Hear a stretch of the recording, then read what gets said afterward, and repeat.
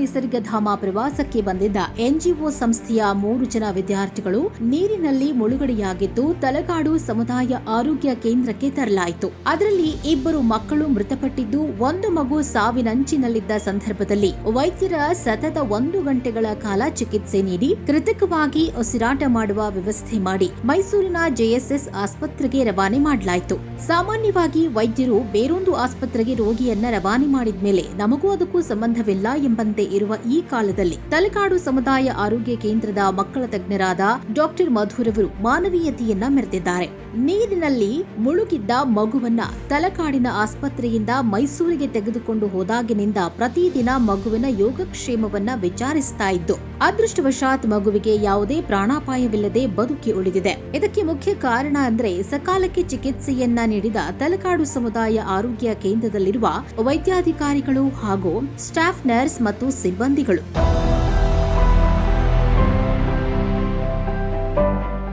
ಮಕ್ಕಳ ತಜ್ಞರಾದ ಡಾಕ್ಟರ್ ಮಧು ಹಾಗೂ ಡಾಕ್ಟರ್ ದೇವರಾಜುರವರು ಸಕಾಲಕ್ಕೆ ನೀಡಿದ ಚಿಕಿತ್ಸೆ ಫಲಿಸಿದೆ. ಅಂದು ವೈದ್ಯರು ಸ್ವಲ್ಪ ನಿರ್ಲಕ್ಷ್ಯ ತೋರಿದ್ರೂ ಮಗುವಿನ ಪ್ರಾಣ ಪಕ್ಷಿಯೇ ಹಾರಿ ಹೋಗ್ತಾ ಇತ್ತು. ಈ ದುರಂತ ಸಂಭವಿಸದಂತೆ ತಲಕಾಡಿನ ವೈದ್ಯಾಧಿಕಾರಿಗಳು, ಸ್ಟಾಫ್ ನರ್ಸ್ ಹಾಗೂ ಸಿಬ್ಬಂದಿಗಳು ಅನಾಥ ಮಗುವಿನ ಪಾಲಿಗೆ ಸಂಜೀವಿನಿಯಾಗಿದ್ದಾರೆ. ತಲಕಾಡು ಆರೋಗ್ಯ ಕೇಂದ್ರದಲ್ಲಿ ಸಮರ್ಪಕವಾಗಿ ವೈದ್ಯರಿಲ್ಲ.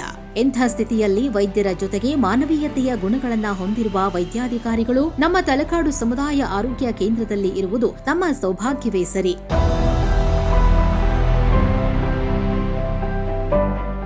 ಈ ಹಿಂದೆ ಇದೇ ರೀತಿ ಆಂಧ್ರ ಮೂಲದ ಮೊನೀಶ್ ಹಾಗೂ ಅವನ ಸ್ನೇಹಿತ ಬೆಂಗಳೂರಿನ ನಿವಾಸಿಯಾಗಿದ್ದು ತಲಕಾಡಿನ ನಿಸರ್ಗಧಾಮದಲ್ಲಿ ಮುಳುಗಡೆಯಾಗಿ ಪ್ರಜ್ಞಾಹೀನ ಸ್ಥಿತಿಗೆ ತಲುಪಿದ್ದು ಬದುಕಿ ಉಳಿಯುವುದೇ ಕಷ್ಟ ಎಂಬ ಸ್ಥಿತಿಗೆ ಹೋದಾಗ ತಲಕಾಡು ಸಮುದಾಯ ಆರೋಗ್ಯ ಕೇಂದ್ರದಲ್ಲಿ ಇದೇ ಮಕ್ಕಳ ತಜ್ಞರಾದ ಡಾಕ್ಟರ್ ಮಧು ಹಾಗೂ ಡಾಕ್ಟರ್ ದೇವರಾಜುರವರು ಚಿಕಿತ್ಸೆ ನೀಡಿ ನಂತರ ಹೆಚ್ಚಿನ ಚಿಕಿತ್ಸೆಗಾಗಿ ಮೈಸೂರಿನ ಆಸ್ಪತ್ರೆಗೆ ಕಳುಹಿಸಲಾಯಿತು. ಅದೃಷ್ಟವಶಾತ್ ಆ 2 ವ್ಯಕ್ತಿಯೂ ಸಹ ಬದುಕುಳಿದಿದ್ದು ಕುಟುಂಬ ಸಮೇತರಾಗಿ ತಲಕಾಡಿನ ಆರೋಗ್ಯ ಕೇಂದ್ರದ ಸಿಬ್ಬಂದಿಗಳಿಗೆ ಸಿಹಿ ವಿತರಿಸಿ ನಾನು ಬದುಕಿ ಉಳಿಯುವುದೇ ಕಷ್ಟ ಎಂಬ ಪರಿಸ್ಥಿತಿಯಲ್ಲಿ ಇಲ್ಲಿನ ವೈದ್ಯಾಧಿಕಾರಿಗಳು ಪ್ರಾಣ ಉಳಿಸಿದ್ದಾರೆ ಎಂದು ಪತ್ರದಲ್ಲಿ ಬರೆದು ಸಿಬ್ಬಂದಿಗಳ ಜೊತೆ ಕುಟುಂಬ ಸಮೇತರಾಗಿ ಫೋಟೋ ತೆಗೆಸಿಕೊಂಡು ಸಂಭ್ರಮಿಸಿದ್ದಾರೆ.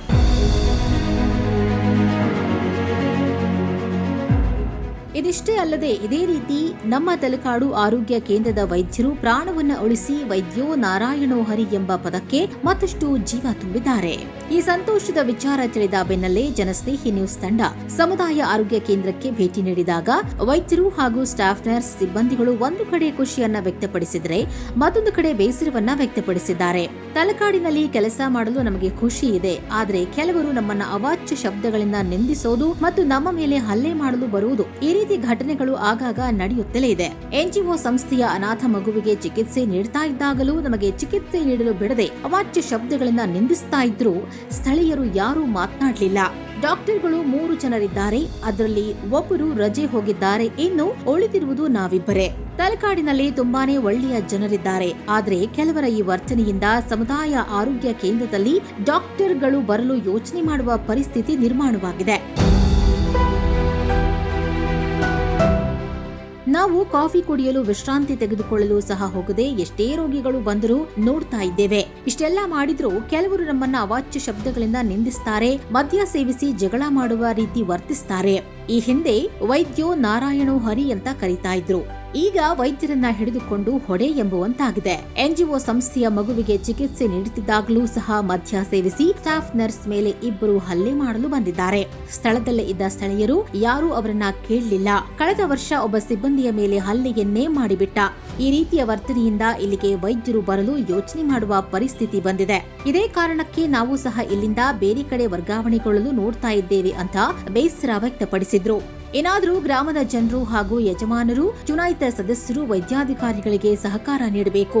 ವೈದ್ಯಾಧಿಕಾರಿಗಳಿಗೆ ಹಾಗೂ ಸ್ಟಾಫ್ ನರ್ಸ್ ಸಿಬ್ಬಂದಿಗಳಿಗೆ ಯಾರಾದರೂ ಅನುಚಿತವಾಗಿ ವರ್ತಿಸಿದ್ರೆ ಅಥವಾ ಕುಡಿದು ಗಲಾಟೆ ಮಾಡ್ತಿದ್ರೆ ಪ್ರಶ್ನಿಸುವ ಗುಣಗಳನ್ನ ಬೆಳೆಸಿಕೊಂಡು ವೈದ್ಯರಿಗೆ ಅವರ ಕೆಲಸ ಮಾಡಲು ಸಾರ್ವಜನಿಕರು ಸಹಕಾರ ನೀಡಬೇಕು. ಇಲ್ಲವಾದ್ರೆ ಸರ್ಕಾರಿ ಆಸ್ಪತ್ರೆಗೆ ಯಾವ ವೈದ್ಯರೂ ಸಹ ಬರದೆ ಈಗಿರುವ ವೈದ್ಯರೂ ಸಹ ವರ್ಗಾವಣೆಗೊಂಡರೆ ರೋಗಿಗಳು ಖಾಸಗಿ ಆಸ್ಪತ್ರೆಗೆ ಹೋಗಿ ಸಾವಿರಾರು ರೂಪಾಯಿಗಳನ್ನ ಸುರಿಯಬೇಕಾಗುತ್ತೆ. ಏನಾದ್ರೂ ಹೀಗಾಗದಂತೆ ಗ್ರಾಮದ ಜನರು ವೈದ್ಯರೊಂದಿಗೆ ಸಹಕರಿಸಬೇಕಾಗಿದೆ.